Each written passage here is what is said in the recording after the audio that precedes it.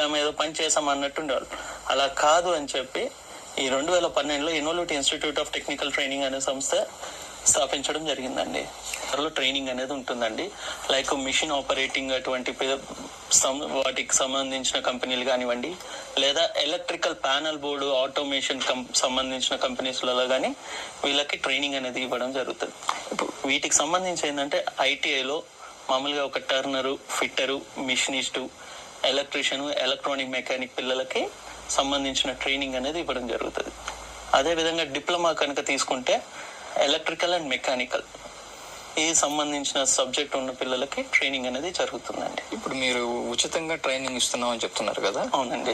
ఎలా అండి ఉచితంగా ఎలా? అంటే ఇది కూడా ఎలా అంటే అండి, DDU-GKY మన ప్రధానమంత్రి గారు నరేంద్ర మోడీ గారు స్థాపించినటువంటి ప్రోగ్రామ్, రాజీవ్ ప్రతాప్ గారు ఉన్నారు కదండి, వారి ఆధ్వర్యంలో రన్ అవుతున్నటువంటి DDU-GKY ప్రోగ్రామ్ కింద వీళ్ళకి ట్రైనింగ్ అనేది ఉచితంగా ఇవ్వడం జరుగుతుంది.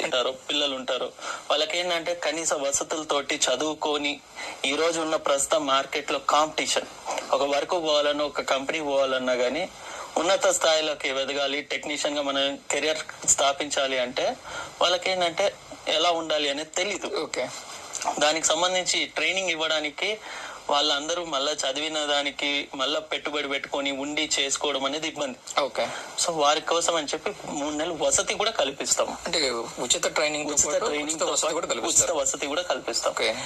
ఎప్పుడైతే ఉచితంగా ట్రైనింగ్ ఇచ్చి వసతి కల్పిస్తామో ఆ ట్రైనింగ్ అప్పుడు భాగంగా ఎలా ఉండాలి ఇండస్ట్రీకి వెళ్ళినప్పుడు ఎలాంటి సేఫ్టీస్ ఉంటాయి, ఎలాంటి మెజర్మెంట్స్ ఉంటాయి, ఏదైనా ఒక కాంపోనెంట్ తీసుకున్నప్పుడు దాన్ని అసెంబుల్ చేయాలన్నా డిస్మెంటల్ చేయాలన్నా ఎలా చేయాలి అనేది మెయిన్ గా నేర్పిస్తారు. యాక్టివిటీస్ ఎలా ఉంటాయి, అవి ఎలా చదవాలి అనేది నేర్పించడం జరుగుతుంది. ఓకే, ఇప్పుడు మీరు చెప్తున్నారు ఉచిత వసతి, ఉచిత ట్రైనింగ్ ఇస్తున్నాం అంటున్నారు.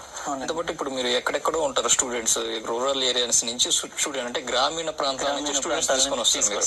మరి వాళ్ళకి వచ్చేటప్పుడు ఏదన్నా సౌకర్యం కల్పిస్తారా? ఏదన్నా